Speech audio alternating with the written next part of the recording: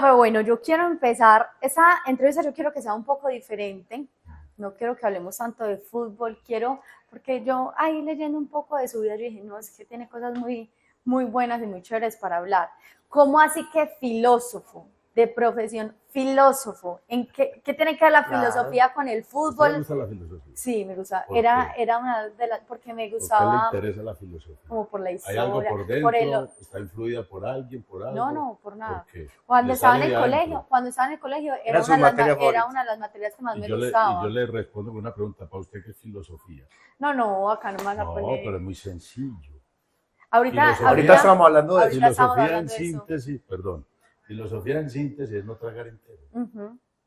Es que lo que me enseñaron mis padres, la escuela, los amigos, las tradiciones, las ideologías, las creencias, yo las puedo debatir. ¿Por qué tengo que tragar entero? Entonces, la filosofía a mí me enseña eso, porque yo nací en una época y me tocó una época del hipismo. Entonces era hippie. De que no porque no me dejaban. Y mi mamá y yo tenía 4 hermanos mayores que me cascaban. Y mi familia era una familia tradicional, católica, y todo es así. Y no proteste y no diga nada. Y cuando haya gente en la sala, usted no tiene que estar acá. Y cada 8 días para misa. Claro que yo iba y me mandaban a la iglesia de San Javier. Y yo llegaba a esa iglesia, pero no entraba. Pero me conseguía el papelito ese, la hojita esa donde viene el evangelio. Sí, que venía el ojito. Y la las llevaba. cosas con todo respeto. Pero no, yo fui oveja negra de peladito. Rebelde. Rebelde. Pero sin qué, sin mucho espacio como ahora tiene la gente para expresarse. Porque en esa época ir a la facultad, porque yo estudiaba filosofía y letras y economía. Yo estudiaba 2 carreras al mismo tiempo. Porque Y fue nosotros rebelde. ahorita, cuando hablábamos que la filosofía, que el pensamiento, yo decía, bueno, la filosofía puede ser, o sea, en lo que yo puedo entender del tema, es como el origen del pensamiento, ¿cierto? O sea, Claro, como de el donde sea cuestionamiento, el origen, cuestionarse. sí, o sea, de diferentes corrientes. Por eso que Por tiene eso me que... gustaba a mí la filosofía y me sigue gustando, pero ya a otros niveles, porque se sigue cuestionando. Usted que en las redes sociales le meten a usted una noticia, la guerra entre Israel y Irán es inminente. Y uno se mete ahí y uno es cagado del susto. Entonces el miedo te invade y te baja las frecuencias vibratorias y eso te hace daño, porque te puede enfermar. Pero esa es la idea, ¿cierto? Entonces ahí donde vos, esto es cierto, esto no es cierto. Hay que dejarse llevar o no. Siga. Claro, no, y en esa rebeldía, ¿en qué momento? ¿A qué pena me por tocar la pierna? En esa, sí, qué pena ahí. En esa rebeldía Pero yo que acá estoy tenías de mareando joven. el espacio. No puedes tocarle ahí. En esa rebeldía, ¿en qué momento dijiste la filosofía? O sea, cuando estaba joven y dijiste, me meto por ahí. Porque yo me salí de la casa muy temprano, porque yo me hice más en la calle. Porque yo jugaba fútbol en el barrio, en la cuadra, en la 94 con San Juan. Cerquita a un colegio que le decíamos La Palomera. Se llama Samuel Barrientos, entre la América y San Javier. Ahí cerquita nos hicimos en la calle con todos los vecinos, todos los amigos de esa época. Hacíamos chozas, cogíamos mangos, robábamos mangos y mandarinas en una finca vecina. Oíamos rock and roll, que era prohibido. ¿Por qué te reís, hombre? No, era rock and Porque roll está haciendo prohibido. cuentas. Sí, no estaba haciendo cuentas, quería saber qué escuchaba ahí en esa época. Y allá abajo de mi casa queda la cancha de Santa Lucía y la cancha del departamento. Y allá jugábamos nosotros. Y la cancha de San Javier quedaba arriba donde quedó la estación. Jugábamos en esas canchas. El tema de escape era el fútbol. Y era hacer sancochos, y era hacer chozas, y era oír rock and roll. Y de vez en cuando fumábamos cigarrillo. Y nos dejamos crecer el pelo y todo el mundo se emputaba y todas esas cosas. ¿Y qué te decía la familia cuando te ibas a jugar fútbol todo el día? Eso es ¿Eso era para una guerra? borrachos, usted es que es bobo, hombre. Dedíquese, usted tiene que ser doctor, ingeniero o doctor, ingeniero, Abogado. abogado. Esas son las 3 cosas, eso es lo que da plata, mijo. Me decía mi mamá. Entonces dijo, voy a hacer filosofía. No, yo no tengo por qué hacer lo que los otros hacen, yo no tengo por qué decir lo que los otros dicen, yo no tengo que ser un replicador de todo lo porque yo no resonaba con muchas cosas en la época. Entonces el rock and roll a mí me gustaba mucho. me gustaba mucho. Y por allá apareció el famoso Una canción. Festival de Ancón. Sí. No, usted No, a mí no no me había tocó. nacido. El Festival de Ancón fue para principios de los 70. Yo quería ir allá, pero mi mamá dijo, no, porque hay mucha marihuana. Yo no pude volar de la casa, me encerraron. Pero sí en Medellín había sitios donde se oía, muy poquitos, y era todo muy clandestino. Porque la música en Medellín era lo que llamaban música caliente, o esa música lamentosa, de los Sayer, ¿cómo era que era? La música vieja que llamaba mi mamá, y que cada vez que la oía se ponía a llorar, entonces a mí no me gustaba la música. Hacía llorar a la La mamá. hacía llorar a mi mamá, y yo, ¿para qué voy a oír eso que era puro lamento? ¿Ah? Puras tristezas. Y para ahí derecho empezó a entrar la salsita, entonces ya el Ay, rock sí. y la salsa era música que lo hacía alegrar a uno, bailar y todas las cosas. Bueno, y de ahí, Empezaba a bailar, Sí, claro. pero salsa. Sí. Pues no sé si bailo bien, pero bailo. Buena Yo soy tarea. bailarín, Yo, sí. Yo soy pues bailarín. No, ni como No, más entonces o mire, menos. entonces, yo soy buen jurado. Los veo bailar y yo califico. El problema es conseguir dónde. No, conseguimos. Profe, ¿ahí cómo llega el fútbol entonces? Usted dice que empezó a jugar en las canchas. Yo jugando ahí y después me metí a estudiar filosofía, ya más por rebeldía y por una idea que tenía yo. Yo tenía 16, 17, 18, Joven. me metí a estudiar, no me estudié a estudiar eso. Me gustaba la literatura, Y jugabas bien. la historia del planeta, de los países, de todas estas cosas, pero de un punto de vista muy cultural. Y eso existía en esa facultad. Y allá conocí a un señor que estudiaba lo mismo, que se llama Imre Cochis. Él todavía está vivo. Es un húngaro que se voló de Hungría en una época en donde Hungría pertenecía a los soviéticos, hacía parte de la cortina de hierro. Entonces él se voló, él llegó a jugar en el Medellín y en Santa Fe.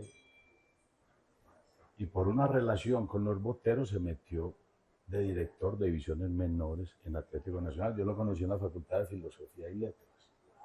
Ya compartíamos, jugábamos fútbol, porque él jugaba muy bien fútbol. Y me dijo, tú no vas a jugar fútbol, porque uno de mis sueños era jugar fútbol profesional. ¿Y jugabas bien? Yo jugaba muy perezoso y tuve muchas lesiones en la columna. ¿Y qué Ahora jugabas? tengo 6 tornillos. ¿De qué jugabas? Yo jugaba de 8, ida y vuelta, pero era más lo que iba que lo que volvía. Perezoso. O sea, no marcaba y no me gustaba ir a entrenar los martes, que en aquella época los martes era que se hacía física. Se entrenaba martes y jueves, antes de que llegara su día. Martes y jueves en la Liga Antioqueña de Fútbol, en los torneos de liga, yo jugaba ahí. Y los jueves se hacía fútbol, y los martes se hacía física. Entonces yo me iba los martes, entonces iba los jueves y siempre llegaba suplente. Porque Claro, no hizo los martes. Entonces el viejo me invitó. Entonces era rebelde en todo, Me todo. gustaba. ¿Y todavía es rebelde? Sí, claro. ¿Todavía es así? Claro que sí. Bueno, venga, pero ahí lo interrumpí. Porque ahora hay mucho. Usted estaba contando la historia de cómo llegué al fútbol. Sí, exacto. Entonces el viejo me invita, tú no a jugar fútbol, tú poder ser técnico, acompañarme a trabajar en divisiones menores de Atlético Nacional. Y ya vamos, en el año 80. En el año 80 empecé yo allá. Yo jugaba en la liga, en la categoría primera A, en ascenso, y en la primera A, en la liga, en varios equipos. Y dirigía un equipo que se llamaba Ascenso Juvenil. ¿Cuántos años tenías ahí? Es muy berraco. No Yo quiere sé que tenía entre 20 y 30. Sí, entre 20 y 30 tenía. Sí. Estabas muy joven. Joven. ¿Y Sí. qué vio ese húngaro? ¿Qué crees que vio? Pues yo no sé, yo jugaba bien al fútbol. Yo jugaba bien al fútbol, pero hicimos buena amistad y yo lo acompañé a él allá. Yo después invité a un amigo mío, Samuel Londoño, que también después dirigió reserva, Samuelito, que jugaba muy bien. Y el equipo que yo agarré era el equipo de Darío López, que lo subió Subeldía porque el técnico de la profesional era Subeldía. Y Darío López subió a ser el asistente de Subeldía y yo lo entré a reemplazar a él en ese equipo. ¿No? Y ya empecé yo en divisiones menores de Atlético Nacional, a ser técnico, a formarme, pues, a lo que era la formación de la época, que en esa época pues, no había internet, entraban los libritos que a uno le podían llegar, que a uno le prestaban libritos. Los preparadores físicos con su metodología. Bueno, ¿y qué te dijo la familia cuando dijiste, no, yo me voy a dedicar a dirigir fútbol? ¿Está loco? No, mi familia prácticamente me desechó un poquito. O sea, dejémoslo, mi mamá la que siempre adoré, a la cual le agradezco todo por el hecho de haberme dado la vida y poder tener esta experiencia en este planeta. Sufría mucho porque yo vengo de una familia muy pobre, que nos tuvimos que venir de Jericó porque ya no se podía. Entonces mi mamá le pidió auxilio a mi abuelita que vivía aquí en El Salvador, entonces se vendió una casita y tal. Entonces le tocó muy bravo. Yo empecé a estudiar en la Bolivariana y me nombraron, porque jugaba en el fútbol, monitor de fútbol. En la Bolivariana, en el año 78, 79, por allá. Me pagaban como 8.000 pesitos. Y yo esos 8.000 pesitos los daba a mi mamá y se pagaban los servicios. Entonces yo desde los 18, 19 años ya hacía aportes en mi casa. Ya cuando entré a trabajar en divisiones menores, que ya me pagaban un sueldito mejor, ya ayudaba, pues me autoabastecía, pagaba la universidad, las 2 universidades, y le ayudaba a mi mamá. Por eso que dicen que no se puede estudiar y jugar, eso es mentirilla.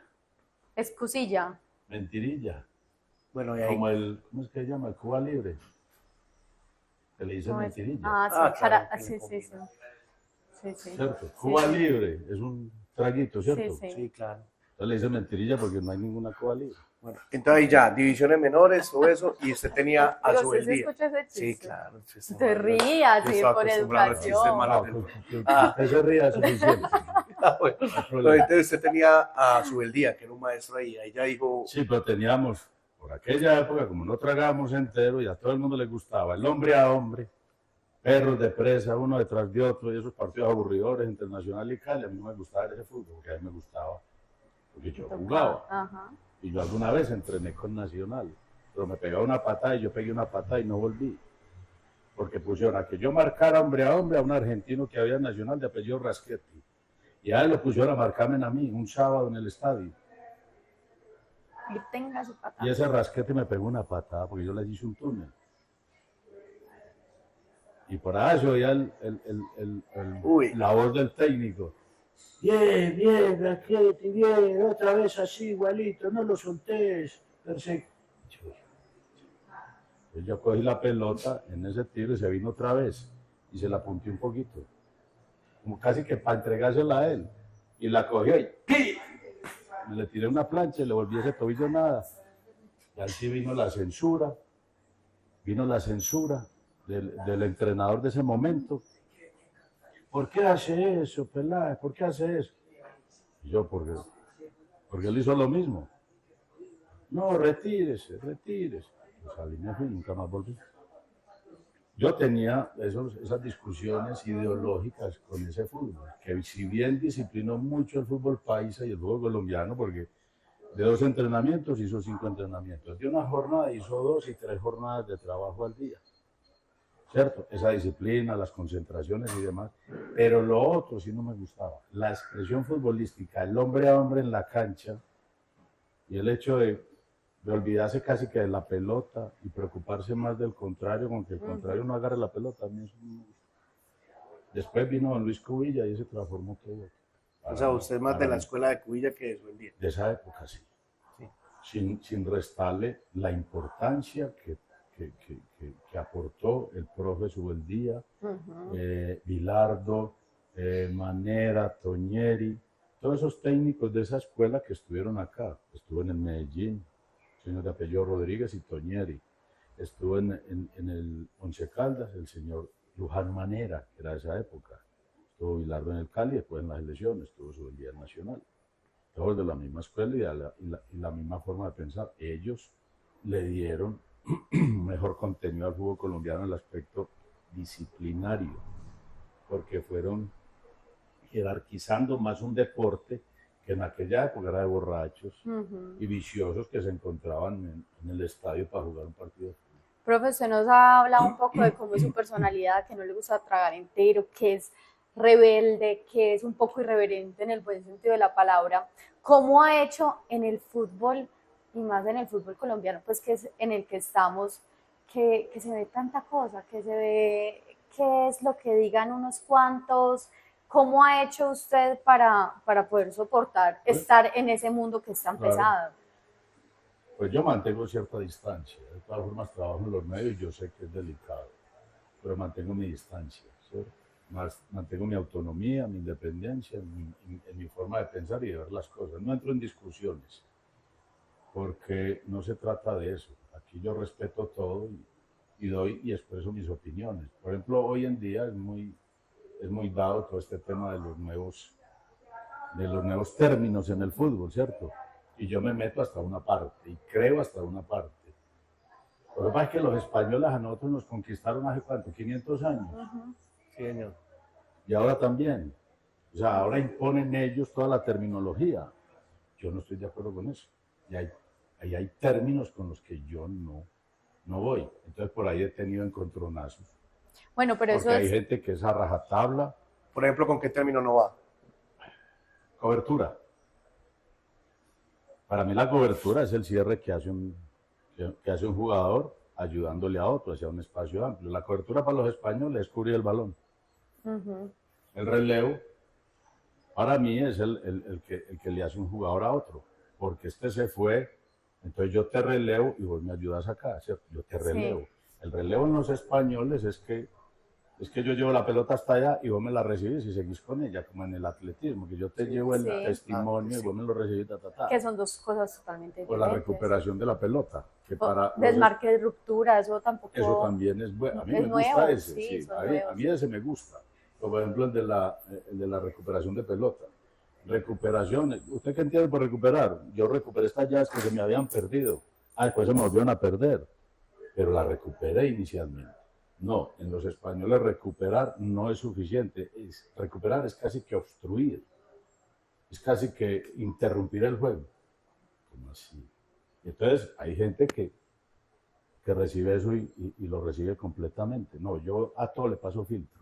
Así vengan los libros, así venga el profesor tal, así venga X tal, de la NASA, del Departamento de Estado Norte, yo todo lo paso por filtro, por mi propio filtro. Bueno, ahí son temas de términos, pero ahora más cómo se maneja el fútbol. Y la data, o sea, la data para mí tiene un punto, porque es muy delicado meterle tanta data a un partido de fútbol, porque la mayoría de la gente no soporta eso y uno lo sabe. La data es importante para reforzar una transmisión, una explicación, conceptos y todo eso, pero cuando se te va la mano, se vuelve tedioso una transmisión, ¿no? Y yo sé que mucha gente le quita el volumen a eso por esos excesos. En el relato, en la data, en la terminología, Pero usted lo dice, por ejemplo, en una transmisión, pero quiero plasmarlo en el futbolista. El futbolista es bueno, toda esa información y toda esa data que ya... no, a nivel técnico ya, para un entrenador, todo eso es muy bueno, saber todos esos datos. Ahora, el entrenador y sus asistentes tienen que filtrar toda esa terminología. Pero hasta dónde un jugador puede asimilar tanto que llegue y le llega. Que corrió tantos kilómetros, que recuperó tantos balones, que... Pero eso es lo de menos. Eso él lo entiende. Sí, eso es lo de menos. Hay cosas que sí se entienden. Obviamente el jugador de hoy es distinto al de... Pero es muy importante a ese jugador que hoy se pretende darle tantos datos o darle datos sencillos, comestibles, digeribles, que tienen que ser muy digeribles, que ese jugador sepa hablar, que ese jugador sepa expresar, tenga un desarrollo cognitivo importante, porque si no sabe hablar, si no sabe leer, si a duras penas sabe escribir, porque muchos de nuestros jugadores llegan así, y vos lo vas a bombardear con toda esa mano de datos. No, hay procesos formativos en divisiones menores en las escuelas donde ese jugador tiene que recibir, o ese ser humano tiene que recibir ciertas cosas más sencillas. Bueno, y eso dependerá también de la institución donde comience, porque hay unos que no tienen esa estructura y llegan a la profesional aún con esos vacíos. Entonces ahí el reto para el entrenador o para el cuerpo técnico es doble. Imposible. Para un entrenador solo se vuelve imposible. Y a veces nuestras instituciones no le importa mucho la etapa formativa. Por eso a mí a veces me gusta más cuando el jugador jovencito se va para Europa. Allá se forma. Allá se forma, allá se acaban de formar, mucho mejor. Y uno ve ya una selección como la selección de nosotros, que ya es una selección sin miedo. Que vamos a jugar contra Alemania, que vamos a jugar contra... ¿Y qué? Porque ya son jugadores con otra mente, no pagan colombianos. no parecen como nosotros, porque ya los ve uno haciéndole presión alta a Alemania por allá en su casa, por allá lejos. A España lo mismo, y a cualquier otro equipo lo mismo. Yo digo, Una mentalidad diferente. estos son jugadores con otros bríos, estos jugadores ya pasaron un umbral que para nosotros era muy difícil pasarlo en la época de nosotros. O sea, jugar contra España y le ganando, no, metámonos atrás. Sí, claro. Cuidemos el 4-5-1, traigamos el bus, pongamos al gerente no, metamos 38 en el arco. Así era la época de nosotros. ¿Sí? Porque hacerle un gol a España era una cosa brava. Ahora no. Ahora decimos un gol, vamos a el otro. Vamos a él el otro. Y Alemania lo mismo. Y mira, Tanto, perdón, sí, no, dale, tanto mamá. que... Usted tiene licencia para Profe, todo lo que tanto que eso es un pensamiento muy diferente a lo que uno escucha, porque normalmente dicen, no, cuidemos más a los jugadores, que maduren más, que se están yendo muy rápido, pero mira que No, él piensa sí, que se tienen que ir. pero hay otro problema, que es el fútbol colombiano se queda sin esos Sin talentos. ¿Cierto? Baja el nivel. Puede bajar el nivel, puede bajar el nivel. Es un arma de doble Pero ¿qué filo. es preferible? En mi opinión, ¿qué es preferible? ¿Qué beneficia más al fútbol colombiano? Que se vaya, por lo menos a la selección. Al fútbol colombiano de clubes, quizás no, porque le resta competencia. Categoría. Hay unos que se demoran más para irse, por ahí aparecen unos jugadores que todavía no se han ido. Ayer veíamos a un peladito, Mateo García, pues ya tiene 25, pues, pero ha jugado en equipos de la B y todas esas cosas. Ese peladito Araujo del Caldas, a ver, ¿quién más ha mostrado? Santa Fe está mostrando a Gerson González. Córdoba de Cali es muy es bueno. otro central que tiene Santa Fe muy bueno, John Córdoba, y así sucesivamente. El pelado de Medellín, el 9, el central de Medellín también es muy bueno, y todavía están acá, pero seguramente se van a ir rápido, ¿cierto? Se van a ir rápido y eso está bien. Aquí lo que necesitamos es mejorar el torneo colombiano. Y que se vuelva atractivo también para que los jugadores se queden. Ahora el torneo colombiano es extraordinario porque están peleando por un octavo lugar. Emocionante. Séptimo. Es emocionante porque se está peleando la entrada de los 8. Por eso. Entonces lo comparamos la emocionalidad del fútbol colombiano con la emocionalidad del fútbol inglés, que hay 3 peleando un título. ¡Un título! Y uno ve esos partidos de esos niveles tan bravos, ¿no? Que son niveles de alta alcurnia porque son ataques, defensa. Vaya. Aquí es. Entonces, y yo creo que el diseño del torneo se tiene que cambiar de alguna forma, porque este diseño de este torneo quema procesos, quema técnicos, quema una serie de cosas.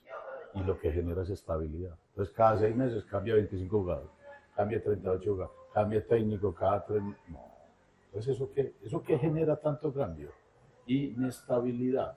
Y eso como consecuencia genera bajo nivel futbolístico. Profe, y tanto que se dice eso, porque yo creo que eso sí es un concepto que todo el mundo comparte, que el torneo debería cambiar. ¿Por qué no cambia? Hay que ver quiénes son los que manejan esto, quiénes son los que realmente votan por este tipo de torneos. ¿Y con qué intereses? ¿A qué tipo de equipos beneficia este tipo de torneos? Pero la explicación es fácil, son más chicos que grandes y le interesa más. Bueno, lo dijo Nicolás.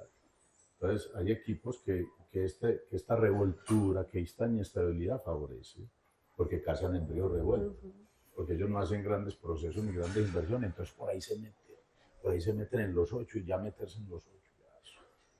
Es un beneficio para ellos, porque lo demás, yo veo estadios vacíos, por todos lados veo estadios vacíos, todo el mundo dice que sí, el espectáculo si hacemos un torneo no es largo, si hacemos un torneo a 10 meses, los estadios se van a quedar, ahora están vacíos. El fútbol vive de la televisión, los equipos viven más de la televisión y de algún negocito que hacen porque vendieron unos nuevos jugadores al año. ¿Por qué no experimentar, por qué no ensayar una apertura y una finalización sin título? Pero donde se premie más la regularidad, es decir, el equipo que ha demostrado durante un año, es como el que corre el ciclismo, el ciclista campeón, ¿cuál es? El que menos tiempo requiere para correr tantos kilómetros. Ese es el campeón. Aquí no. Aquí el que se enchepó en el octogonal y pudo haber entrado de octavo, mal estudiante, entró de octavo y se enchepó en 3 partidos, ya es que campeón. Y usted suma todos los puntos de ese equipo con los otros y ese equipo está para ir de cuarto.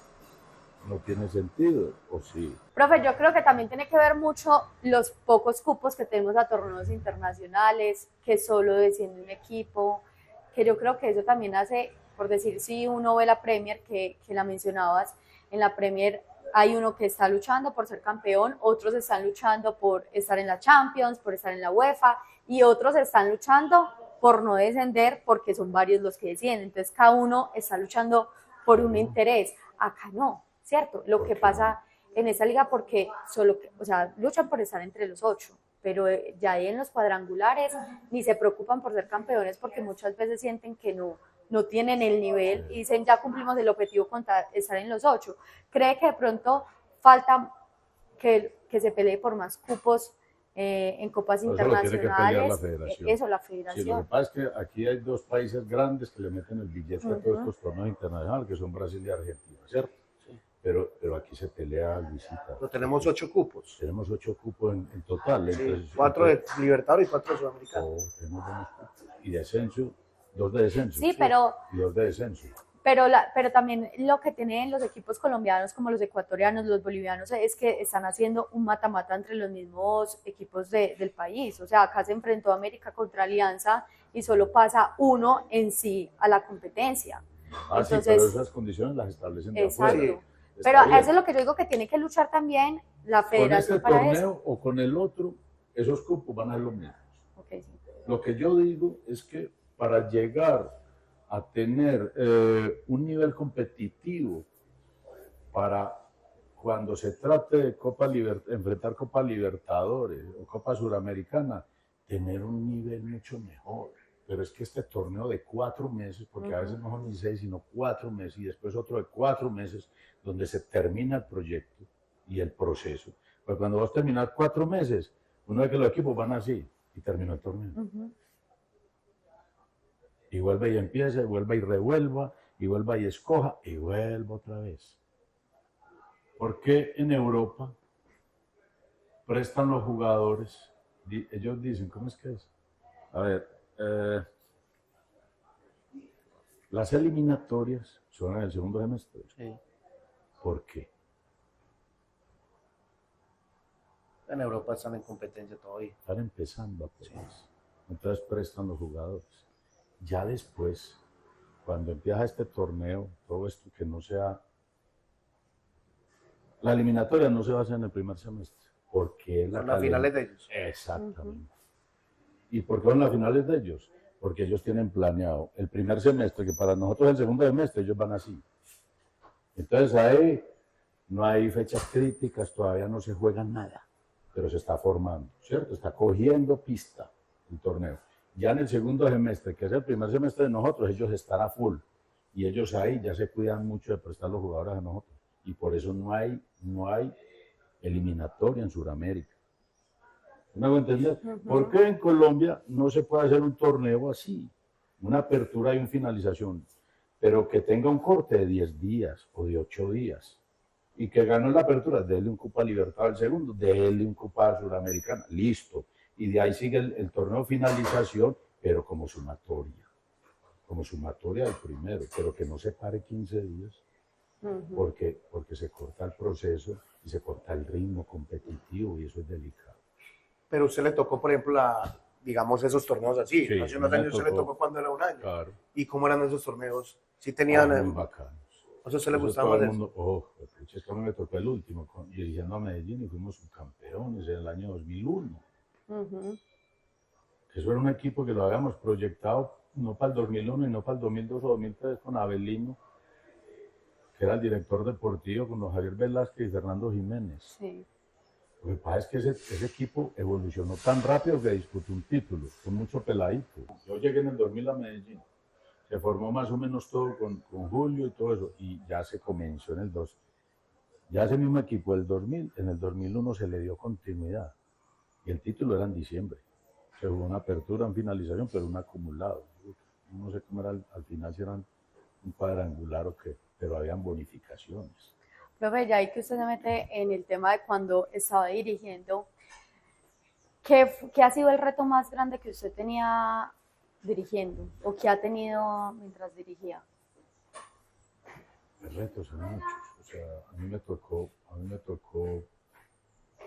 coger un equipo en el 94 de Nacional, con la muerte de Andrés Escobar, que no fue fácil, con la salida de grandes jugadores. Esos son retos bravos. Era mi debut como técnico titular de Nacional, porque ya lo había sido como asistente de Bolillo en el 93, 92, 91.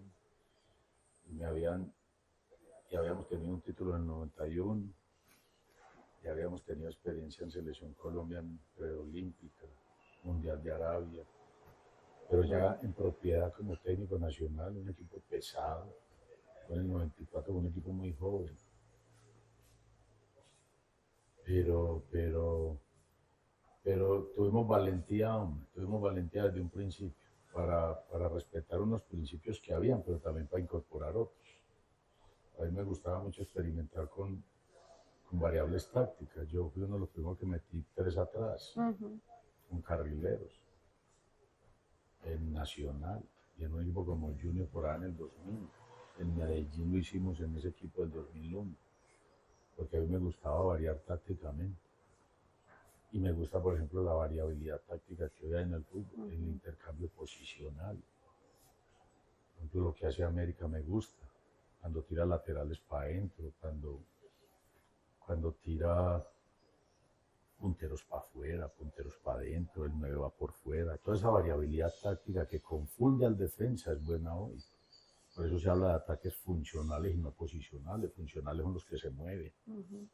Posicionales son los estáticos. Un puntero derecho. Pero tiene que ser uno, digamos, fuerte mentalmente para tomar esas decisiones. No, sí, porque se me vienen 2 imágenes a la cabeza. Juan Pablo Ángel en el 94, que era, digamos, resistió, está muy niño, y usted lo mete y le da el título a Nacional.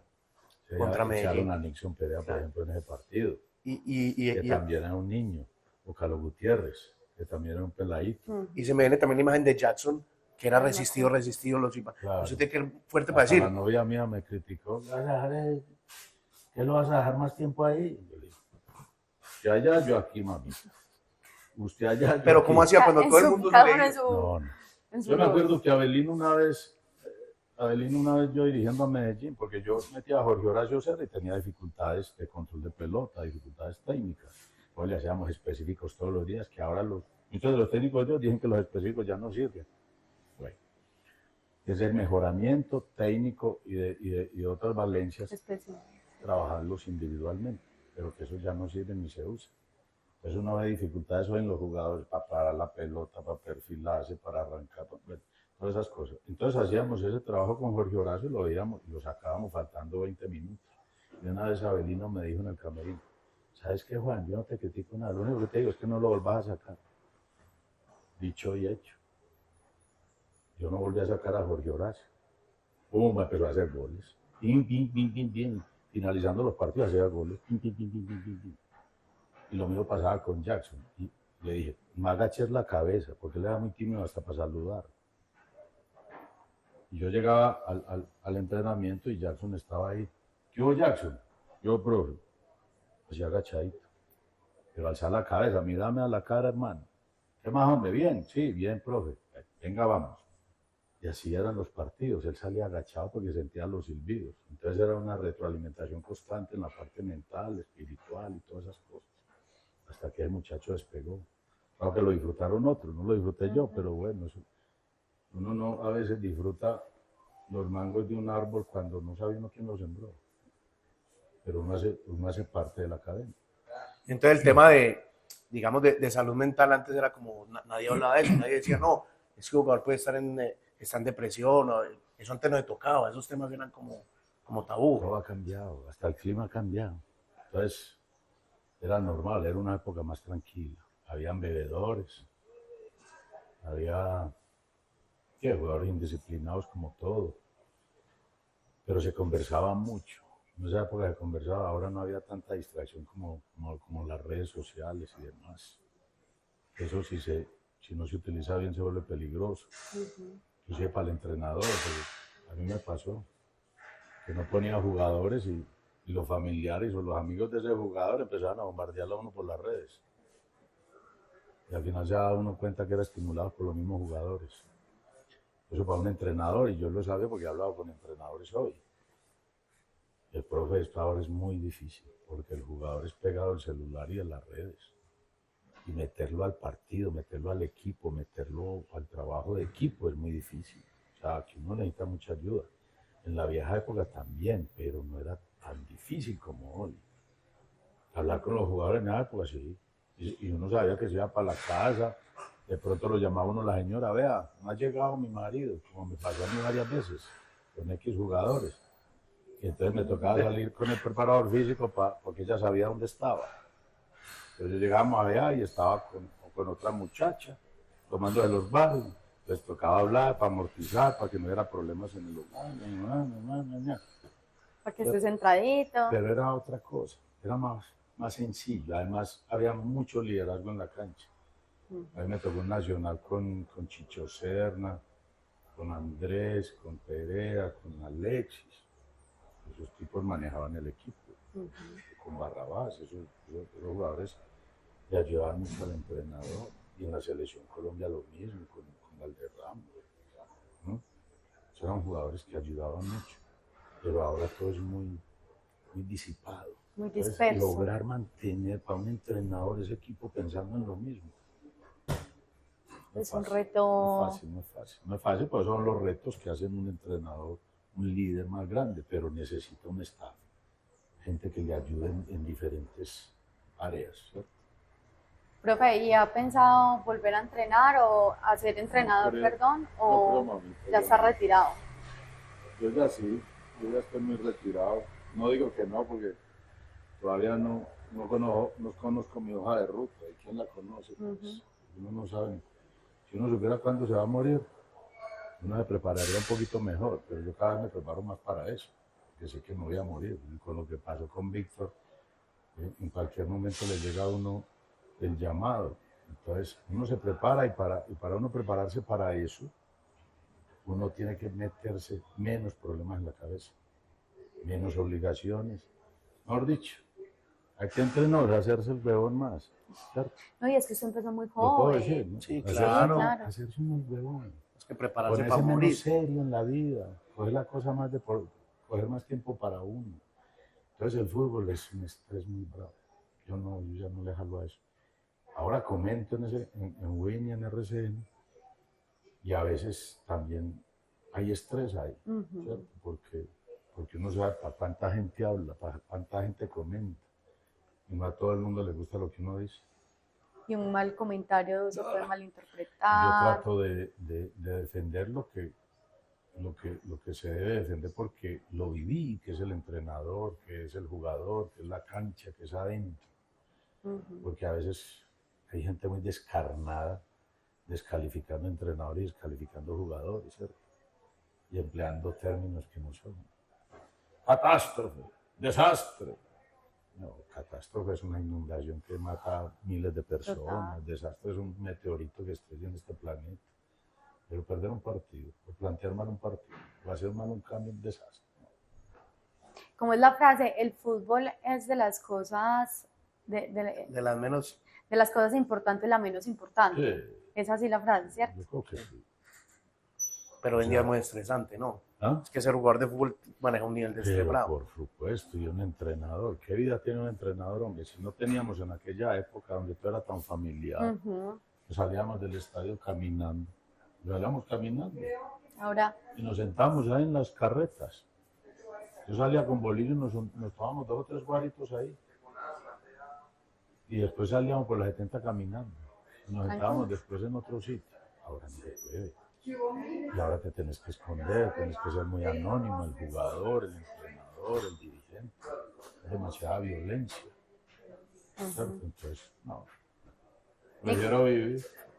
tranquilo. Pero el bichito también le jala, hay veces como para. ¿Cuál bichito? El de dirigir. Ah, sí,